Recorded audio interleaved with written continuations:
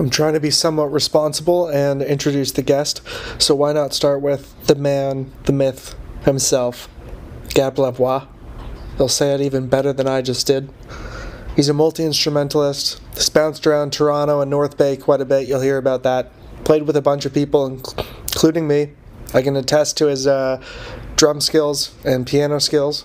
So with all that out of the way, no jokes. Un, deux, trois, quatre, cinq.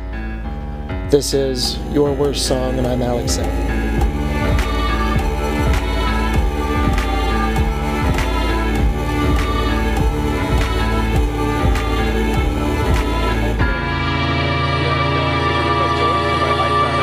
Sit outside. I'm like, oh, it'd be nice to just sit outside. Yeah, that's great. No, that's awesome. So where are you right now? Are you outside in Toronto? I'm just at home, yeah. Okay, yeah. Nice. Yeah, just in the backyard kind of thing. Yeah. Nice. Can I get a view of the backyard? This is an audio Yeah, of podcast, course. so it's just for me and selfishly, but nice. Yeah. Honestly, considering it's a city backyard, that's a lot of greenery in my opinion. Oh, it is. It's really nice. Yeah. I've got I don't know if you can see it very well, but behind the barbecue, I've got some garlic growing there. I see that. Then, wow. I think I planted those in November.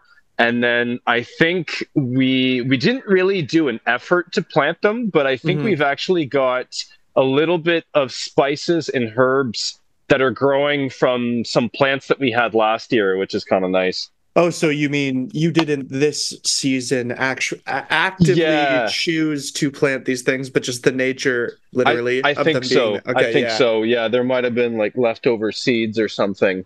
Sometimes I've used the same season over season. I've used almost the same, not the exact same soil, but sometimes just the same soil, and I'll find that I'll use it for a new plant, and that plant begins to grow, but then other stuff grows, and I'm like, oh, right, that was in here last year. And nice. These seeds just decide to spring. Yeah.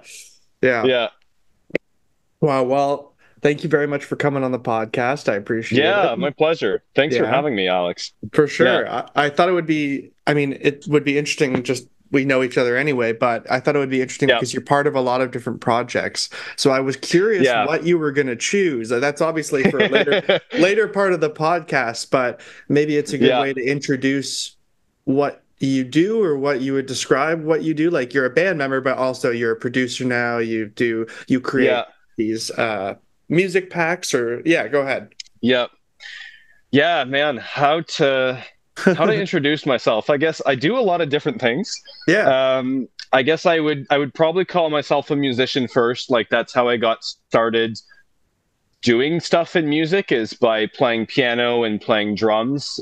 Very, very early on, I started with classical training on piano, doing the Royal Conservatory stuff. How young were you? Eventually I started taking private lessons for drums as well. And so that translated into with both instruments, sort of performing in my high school extracurricular bands, and then eventually starting my own bands. One of them, which is Kings of Our Kin, that I started back in North Bay, my hometown, and moved here more or less with the band. And since then, I got involved in playing with other people as well, as a sort of side musician / band members / whatever you want to call it. And then in terms of producing and making sound packs and stuff, I've always had an interest in recording and creating my own music.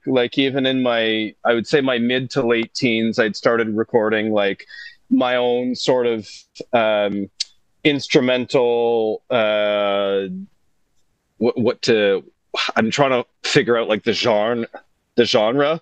Well, when we were around the same age, you're a little bit younger than me, but when we were in high school-ish, was there even I guess there were packs of the equivalent of garage band packs or whatever, but I feel like that's an early thing to work on for you. Yeah, there probably were, but that was not even on my radar at that point.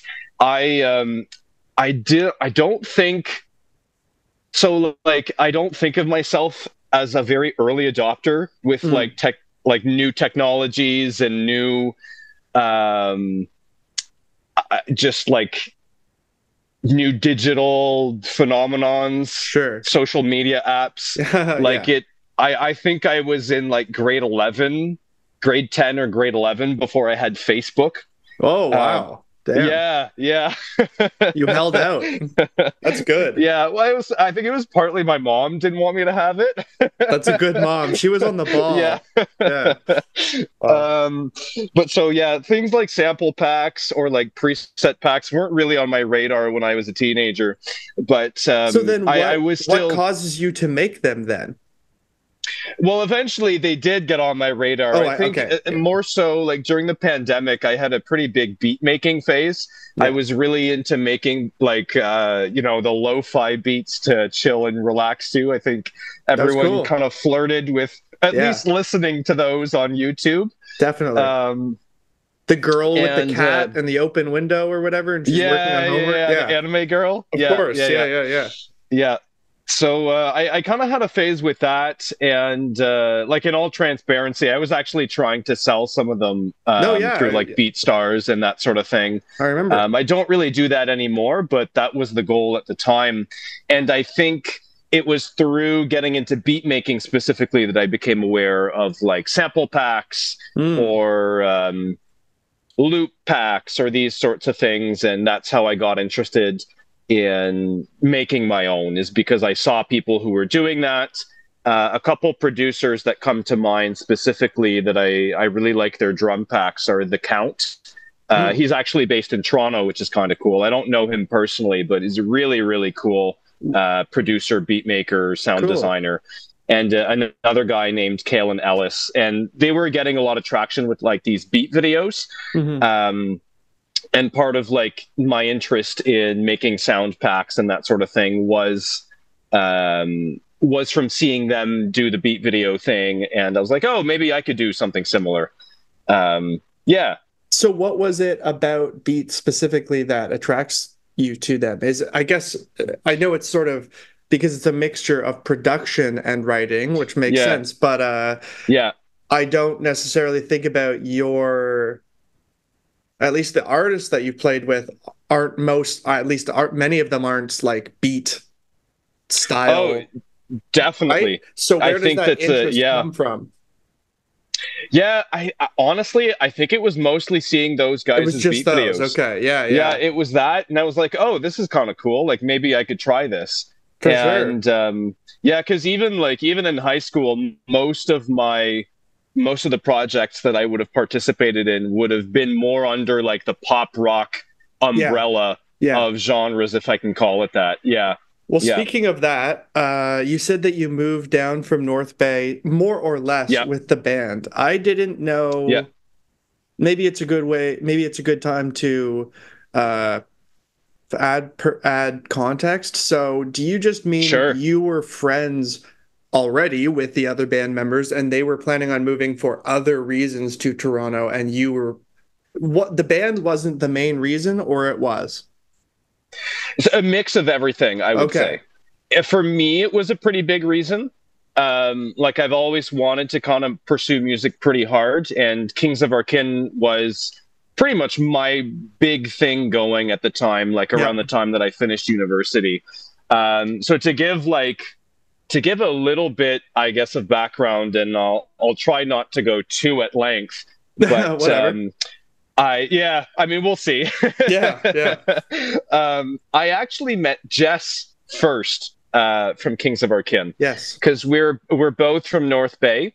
Even though she was technically the last person to join Kings of Our Kin, and the last person now to move down to Toronto.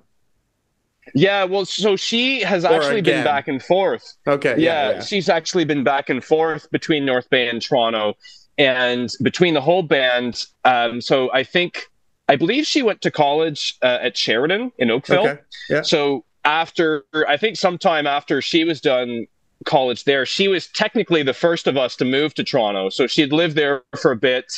Then I think she came back to North Bay, and around that time is when me and Isaac were graduating from university, and we were sort of reinitiating Kings of Our Kin at that point with Tom, because there had been a bit of a break with an early period before that. Right. And we were thinking it would be fun to have a fourth member, and we had played a show with Jess's other band at the time, 2 for $6.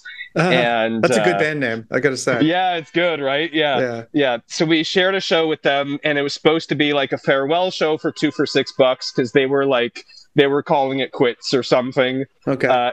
They didn't end up really calling it quits, but we were like, oh, Jess is a great musician. Why don't we ask her to join the band? So they never stopped? You just were able to take their bases? I don't really know. That's funny. Like, wow. I know they've played a few shows here and there since that farewell show. Yeah. I think Jess could give you a better idea on, like, I mean, hey, what you the status of the band is. All I'm going to say is I don't think you should feel guilty if they were calling it their farewell show. Oh, they were, yeah. Yeah, so yeah. That's pretty fair. It's like being advertised as single and then being angry that acting like you're taken or something. Yeah. Wow. Yeah. So well, it sounds. Where was that show that you met? Where, like, location? Yeah, that was in North Bay. Yeah, we were all still in North Bay. It was at the Fraser Tavern in North Bay. What kind? Just for curiosity, what's the vibe of that? Is it like an English pub? More like a dive bar. Oh, okay. Yeah, like I wouldn't call it super sketchy or anything, but it's like tends to be slightly harder, grittier styles of music that get played there. Okay. The other place that we like, once Kings of Our Kin really got going, we would tend to play another venue called the Raven and Republic, which is one of my favorite venues, I think, in general. Unfortunately, I think it's actually closing. Closing. Currently, it's in process. Yeah. Oh, okay. Yeah, it might have closed already. Actually, I'm not totally sure on that, but yeah. So that was the summer that we met Jess and added her to the band, was sort of just before my 4th year of university, and we sort of had about a year in North Bay that we were pretty active, and then after that. I think Jess herself had always wanted to move back to Toronto, so she was planning on doing it one way or another. Me and Isaac, we had kind of been thinking that, like, if we wanted to pursue the band a little more seriously, it would make sense to be based somewhere that's got, just more going on than North Bay. Yeah. Part of me still loves North Bay, but it is a pretty small city, especially compared to something like Toronto. Well, I'm curious about that because I feel like people might get angry if, everybody says, or everybody jokingly or annoyedly says Toronto acts like it's the center of the universe, which is true. Often it's unearned, but in some cases, if we're going to compare the size of the availability of the scene in Toronto to North Bay, I have to imagine it's a smart idea to move to Toronto. Yeah. And so that's kind of what we were thinking. We were thinking we'd like to be based more or less around Toronto. And so I think it was the fall 2018, me and Jess actually ended up getting an apartment together, and we both made the move. And then sort of around that time and within the next year or two, Tom and Isaac moved relatively close to Toronto, I'm going to say. Isaac ended up moving to Waterloo. His girlfriend was going to Laurie at the time, and they wanted to live together. Well, relative to North Bay and Toronto, it's close, so it's definitely closer. Yeah. And then Tom, I think, moved back to his sort of Ontario hometown area, Cobourg area, because he's actually born in Alberta, but grew up mostly in Ontario. Okay, Cobourg is along Lake east. Ontario, further east, right? Yeah, that's what I thought. Yeah, it's like kind of halfway to Kingston from here, I guess. Right. Yeah. Well, you know what? I'm curious just hearing that. I know you're talking about leaving the North Bay scene, but can you describe it? Like, what was it like? Yeah. So for me, I guess, like, I'll give my perspective on it. So, like, growing up, and I feel like I get into this with anyone that I meet. I'm Francophone. I'm Franco-Ontarian. So, like, I grew up in a very Francophone community or a part of North Bay. As far as, like, cities / towns in Ontario go, North Bay isn't super francophone, but there's enough of it that like there's a fairly significant presence. And you were in that pocket, it sounds like. Yeah. Like both my parents are francophone. We speak French at home. I went to school in French pretty much exclusively until university. Whoa. Okay. Yeah. Like we did have English class and stuff, from grade 4 onwards. And I consider myself lucky that I had next door neighbors who became friends that I picked up English from when I was a kid.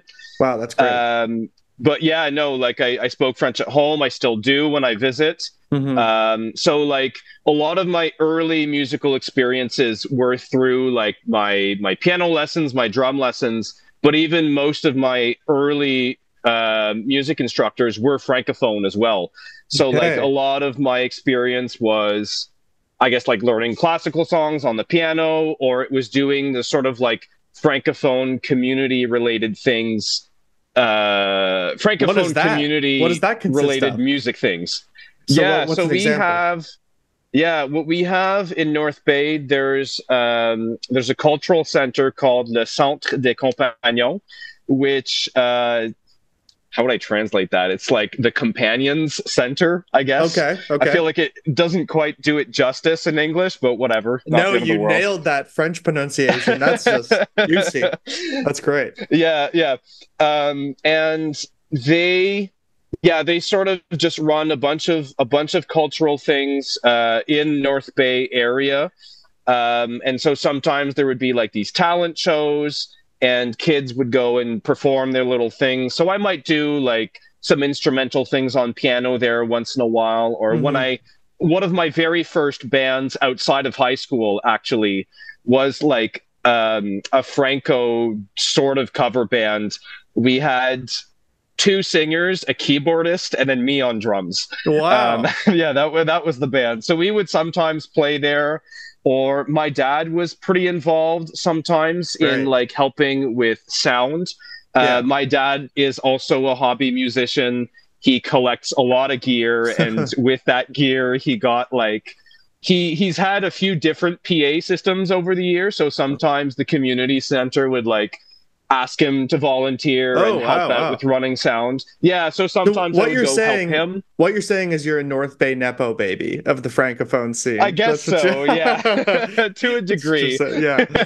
Like my dad, like I wouldn't say that my dad is like super well known. Of course, I'm totally in North joking. Bay. He's also not from there originally, but I guess to a degree, I'm a little bit of a North Bay Franco Nepo baby. That's great. The niche level of that is great. That would you get advantages over like 5 other people. So the picture you're painting of the scene is one that's maybe made up more of. It's not centered just around people in their mid to late 20s. It's whatever age. No. It's all the way to community centers of various things. Right. And so and like and like going a bit to the Anglophone side of things, or the broader community apart from like the Francophone stuff. Or maybe cycling back a little bit to the Francophone stuff, like we would have like with some of the extracurricular bands in particular, we had like, so I went to 2 high schools. I went to one that was public, and then I transferred over to the Catholic one. Okay. And I won't get into why, but just reasons. Sure. But both of those schools had like sort of a rock pop band thing that we would do as an extracurricular activity, and we would we would cover like popular French language songs. That's so a lot of stuff coming from Quebec, or some Franco-Ontarian artists as well.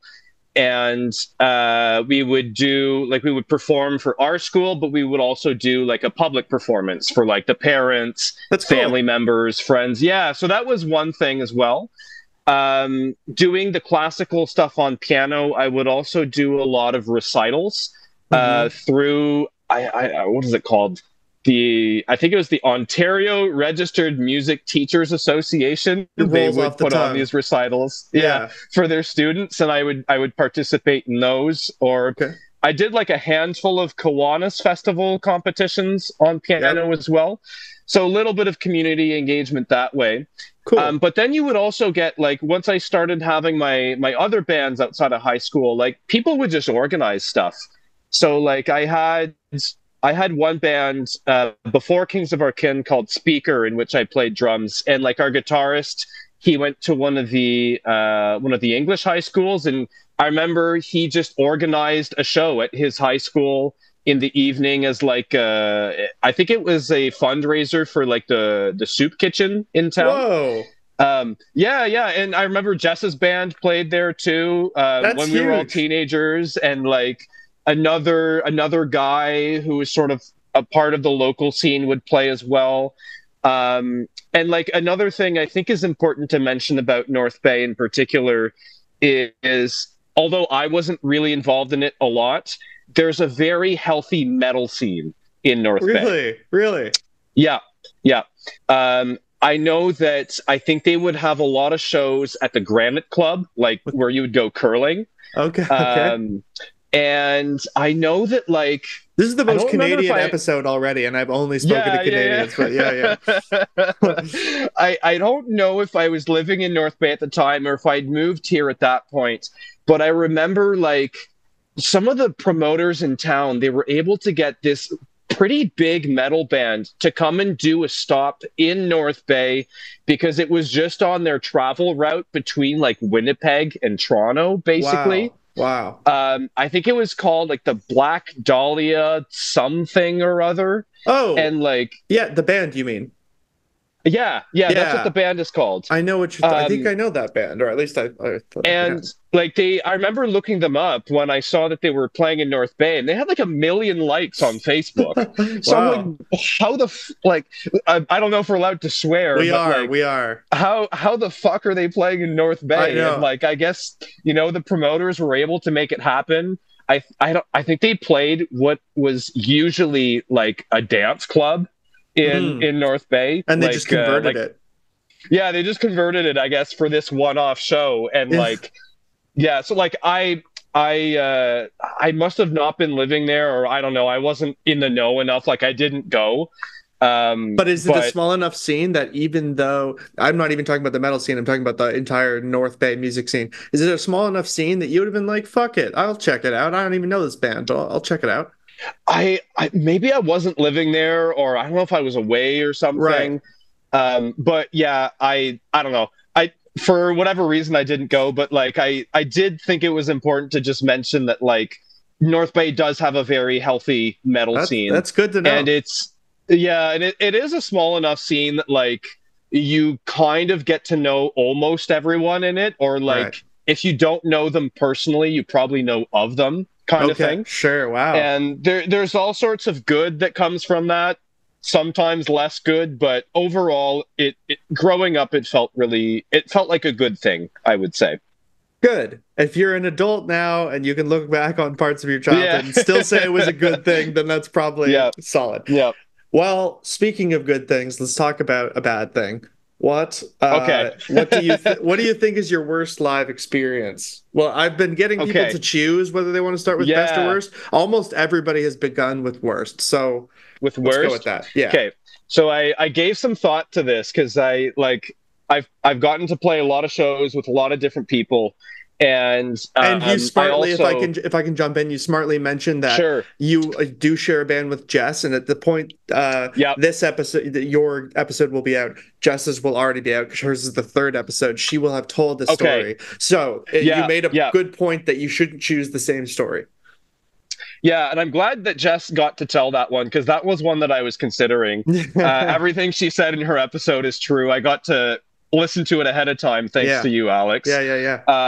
So I thought of another one. It was so this is it's a Kings of Our Kin show, the one that came to mind, and it is the first show that we played after having had moved to Toronto. Or the first Toronto show after moving here. So we played in the city a couple times when we were based in North Bay. One was like a one-off, and the other one was part of like a mini tour kind of thing. The other one that we did, so we more or less moved here fall 2018, and I'd managed to get us a gig in January 2019. It was and so I'm going to name the venue because it actually has nothing to do with the venue. It's all like cool. Other circumstances. Cool. Yeah, it was at Duffy's Tavern, which I'd like never really heard of before. It's on Bloor West between like Dufferin and Lansdowne. Okay. And yeah, I'd found this posting in like one of these Facebook Toronto music groups. Sure. There was a band, I think from Portland, they were doing like their North American tour, indie band, so like small venues anyways, but they had a stop in Toronto. I believe the date was January 30, and it was a Wednesday. Okay. And so there were just a lot of weird factors that added up into making this a very strange show. One of the first things, this day in particular was so cold. It was like, I think it ended up being like minus 30 Celsius with wind chill. And I remember I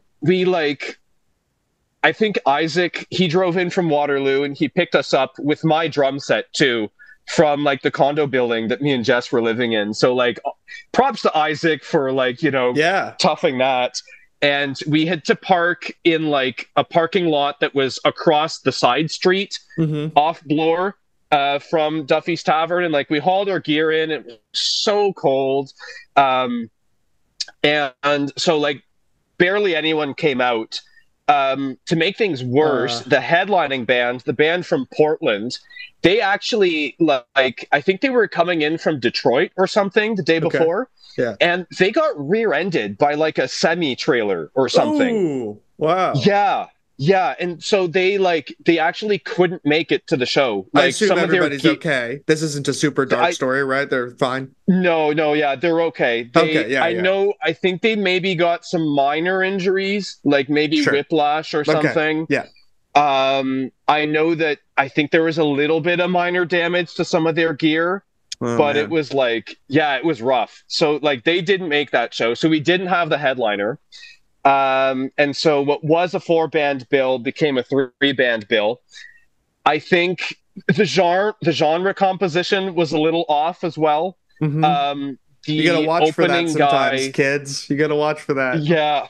Yeah, the opening guy was a rapper. He had backing tracks and a saxophone player. And it was like what he did was actually kind of interesting. That sounds cool. But it just really, it just didn't fit with the other band. Yeah. Wow. And that man, like, Andre 3000. No, wow. That's because he's a flute album. But yeah. Yeah. So, so genre-wise, it was a bit off. And then there was us, and then there was like, I think they were like a prog band. They were actually pretty cool from St. Catharines. I forget what they were called. Yeah. But so genre, it was a little all over the place. Basically, no one came out to the show. I remember we had like one of our friends from university who lives in the GTA. She came out with one of her friends. There was the promoter from another show that we managed to get for February who came to check us out.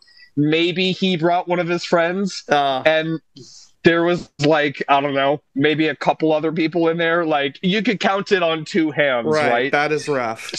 So it was like, I don't think our playing was bad, but it was very much one of those shows that was like, it really puts to the test, how badly do you want to play music? Even if it's just for fun, even if you don't have like professional aspirations, it's one of those gigs that just, it puts that to the test. How badly do you want this? Absolutely. And also, I feel like it's a staple of performing live of anything, comedy or music or whatever. It's like you're gonna, the place isn't going to be full all the time. And even if it is full, sometimes it's so full that they're not paying attention to you. They're having their own conversation. It can go either way. Oh, 100%. And you just have to, like, just eat a bit of your ego and do it anyway, Yeah, totally. So is there anything else that sticks out from that gig that's particularly negative? I mean, those we made are pretty... like $10. Okay, sure. Hey, made some money. That's all right. Like total. Yeah. Okay. All right. So you made like 50 cents if you spread it amongst everybody. What Okay, so let's summarize then that the reason it was bad is Yeah. because the headliner didn't get to show up. You already Yeah. probably were feeling a little bit nervous. It's your first show now that you're coming back to Toronto. You're not sure what to expect. Yeah. It was super Yeah. cold. People didn't come out. Yeah. You've got the booker for a future show that theoretically you want to impress. Yeah. And noting all of that, that's what made that a bad gig. What is a good gig that stands out and why? Yeah, that's a good question. I feel fortunate that I think I've had a good amount of good gigs. Mm-hmm.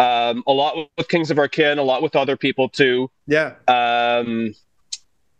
It's tough to pick just one because like some of them have been really cool for different reasons. If you want to just name a few because of one or two reasons and then settle on one, that's fine.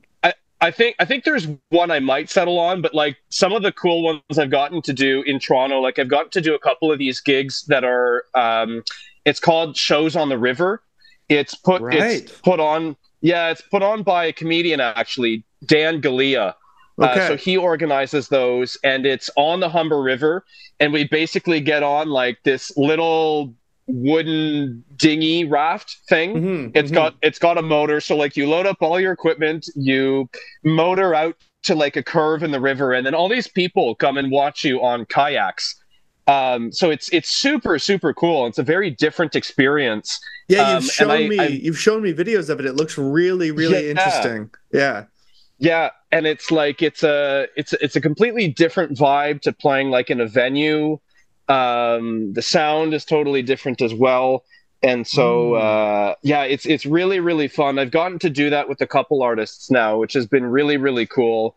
There's been with Kings, there's been a couple shows at the Raven back in North Bay where the Raven is like sort of one of those local bars where it's just kind of where people go. And like one of our really good shows actually was like, I think Easter Friday one year. Really? A lot of people, I guess, just decided not to heed the Lord and wow. came out to sinners. We had a really They're sinners. Yeah. I mean, us included. Yeah. Well, yeah. But we had a particularly good crowd. So that was a lot of fun. But one in particular that comes to mind, I think was last summer. We played at the Horseshoe before all that BS with the Horseshoe happened. Yeah. Unfortunate, but whatever. Yeah.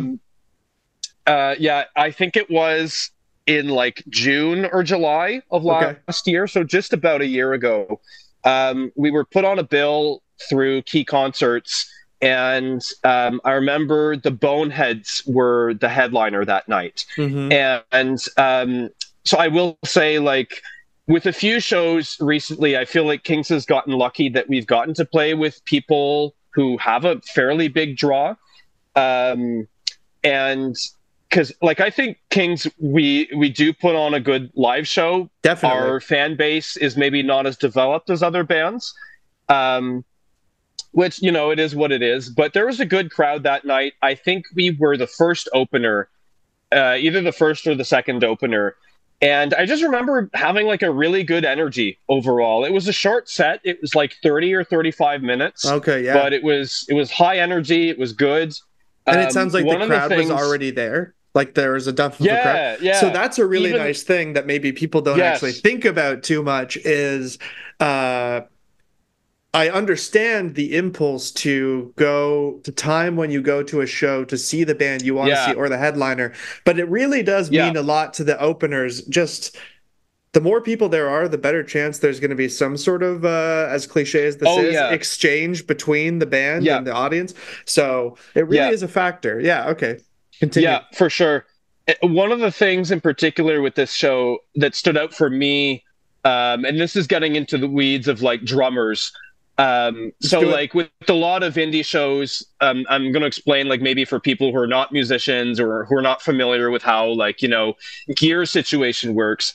A lot of these smaller shows, you'll share what's called backline, which typically consists of maybe bass amp, some guitar amps, and usually the main components of a drum set, which will be like your bass drum, your tom-toms, all of the hardware, like for cymbals to put your snare on and stuff.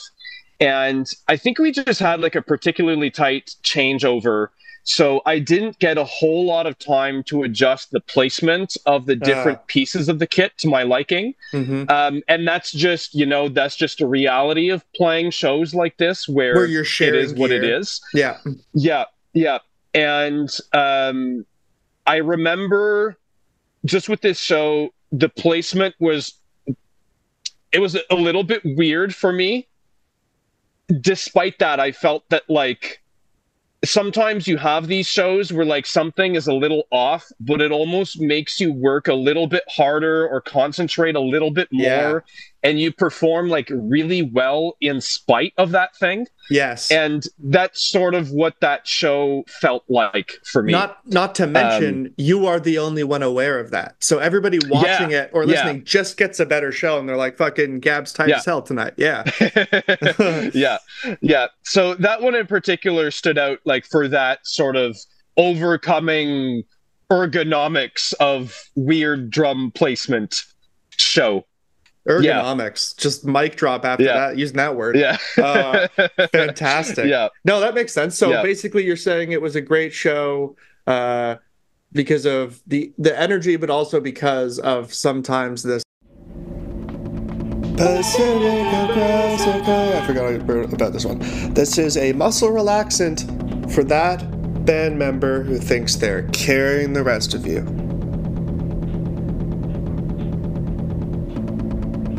Suffering from aches and pains because you're carrying the rest of them? I gotta play both sides. Then this is for you. Pacifica. The extra pressure that happens creates a better performance. Yeah. That's interesting. Well, speaking of performance, have you considered... Well, we've moved back to it. I know you're on a bit of a time constraint as well. Have you figured out what song you've chosen and from which group? Let's say. I assume Kings. So it's likely Kings. Yeah. I am going to pick a Kings of Our Kin song. And so this one, it's going to be a little bit of the reverse of what I think some of the episodes are going for. I love it. Okay. So, like... This song is called, oh man, what is it called? It's called Searching in the Dark. This song fucking sucks. You cannot even remember. Okay, so what is it? It is out there, so people can listen to it. It's called Searching in the Dark. Searching in the Dark. We released it on our first EP. And so this is a case where I'm actually fairly happy with the recording. The quality, there was... sorry? The quality of the recording, as in and like the arrangement and the mixing and everything. Okay, yeah. Like there were some things about it. There are a couple nitpicky things in retrospect, like maybe it goes on a little bit too long. Sure, okay. And from a compositional point of view, this song, me and Isaac actually had started writing it together, versus a lot of the early King songs were like Tom songs that he sort of brought to the band. Okay.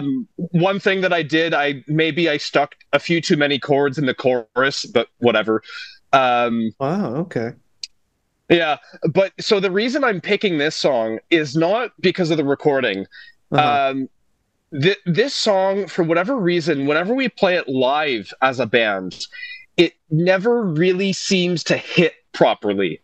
It's like fantastic you're answering this way, because another question I've asked some people, like I think maybe I asked Jess, so maybe this is where you got this, but I said, is it possible to revive it live, or could you re-express it? So that's so interesting. So it doesn't hit. Why doesn't it hit?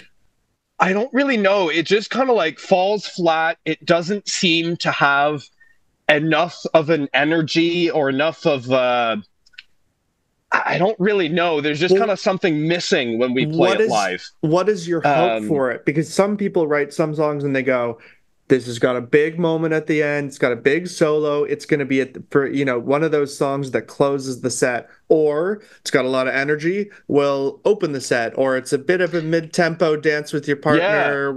So what was the goal? Yeah, no, so what's funny is, like, even the way the song is recorded, there kind of is a big finish kind of thing. Like, there's these... So the song is more or less like a straight groove throughout most of it. sort of I think of it as almost like a driving song, like that you would listen to while you're on a road trip kind of thing. Sure. Okay. And there is kind of like a big finish where like there's these breaks with these big punches. And I think there was one time that we played it live where it did kind of work a bit better. It was very early in the Kings days, before Jess had joined the band, actually. We played back in North Bay. We had played the now defunct Summer in the Park Festival. And I'm going to toot my own horn a little bit. We got to open for a couple big Canadian acts. We opened for Alan Frew of Glass Tiger, and then the main headliner was Burton Cummings, which was pretty cool. Yeah. We only had a 20-minute set, but I think because of that, it was pretty like adrenaline fueled kind of thing. Oh yeah, and also 20-minute sets just would blow by. Yeah, so I think because of the adrenaline, maybe it just made that song work that time. But like every other time that we tried to play it, it just hasn't really worked out, even though we haven't really changed anything. I wonder if it's a thing that even just from the adrenaline, you mentioned that performance, that can often make you play a little bit faster. I wonder if it was meant to be a faster song slightly. Perhaps. Yeah, perhaps. I think we had like it. I remember when Isaac and I were first writing it, we were like in my parents' basement at the time, and my dad had said something like, "Oh, I like that song you guys are coming up with. It kind of reminds me of you too." So I feel like it sort of has that arena rock vibe a little bit, or it can get there. But then when we play it, it just doesn't work. It's like, so we tend not to play it these days unless we really need to fill a lot of time. And we're like, okay, what can we bring out?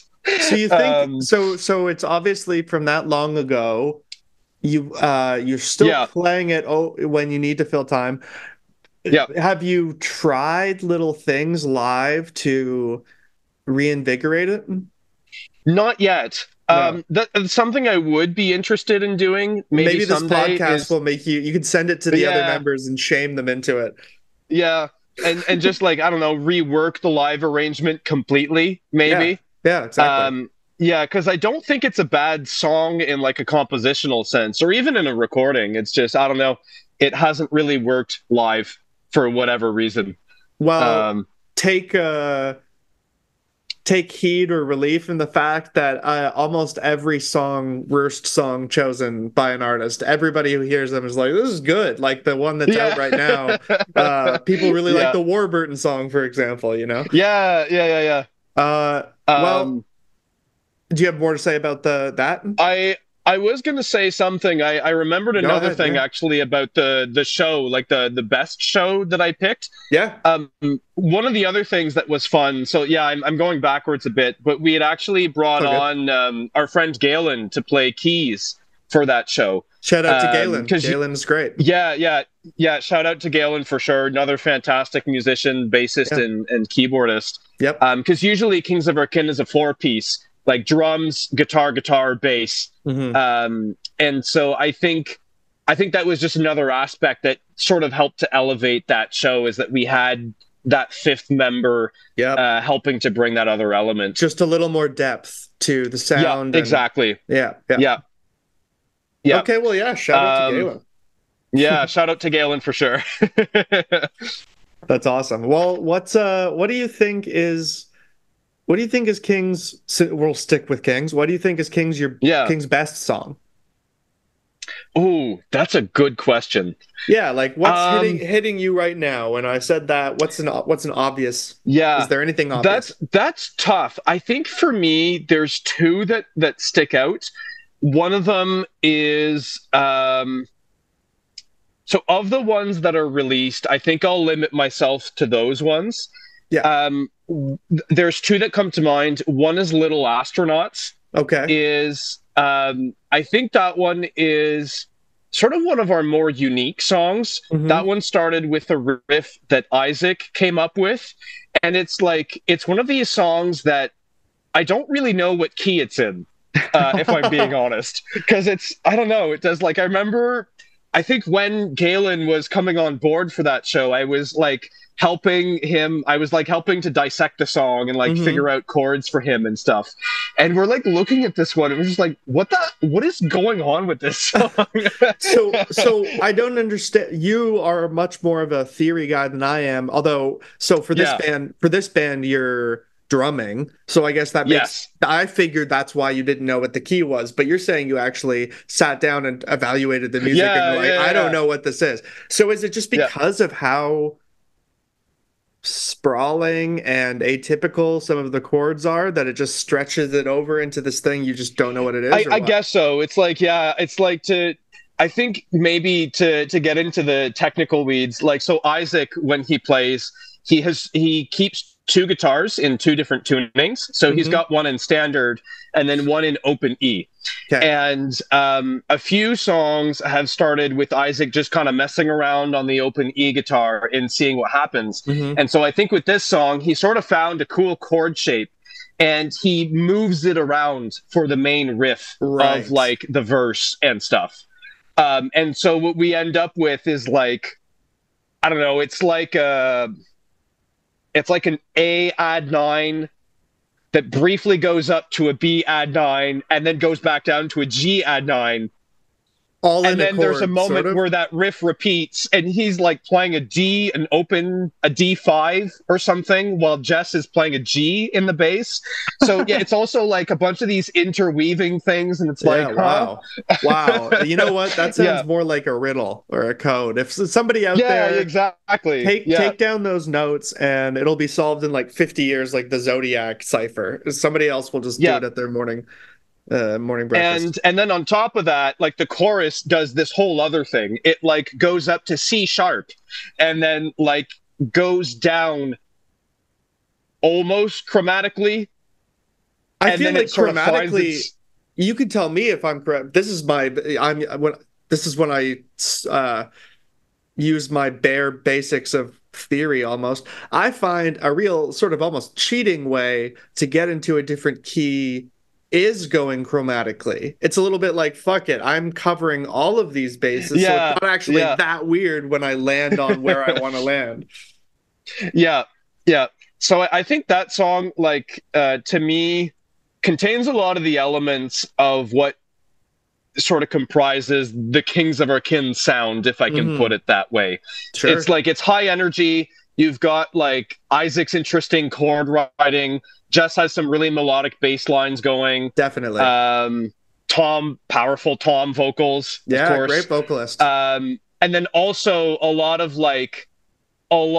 deep modulation effects on the guitar as well. Like Isaac has some sort of phaser going on. He's a real painter. This is really cool. Yeah, definitely. Which, actually, when you say that, actually makes sense that why your dad would have said, I know you're even just songs like U2 work with the kind of guitar that he flirts with playing, I would say, live.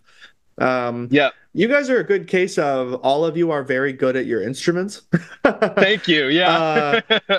Sometimes it's not a requirement, genuinely, for making a good song. It's not a requirement, but you guys really are good. You're a talented drummer. You all are. It's not just competent. You are doing your own flavor on something, which is great. So I hope people see future Kings of Our Kin shows. Anyways, thank you so much for coming onto the show. I really appreciate it. I hope you had a fun pleasure. time. Totally. Thanks for having me, Alex. For sure. Thanks for being a guest, man. And would you like to introduce the song? Would you just say the song name, band name, your name? There you go. Yeah, it's the worst song we're doing, right? Yes. Okay. So my name's Gab Lavoie. I'm a musician. I'm the drummer in Kings of Our Kin. And in my opinion, our worst song is Searching in the Dark. Awesome. At least when we play it live. Awesome. Thanks a lot, man. Thanks.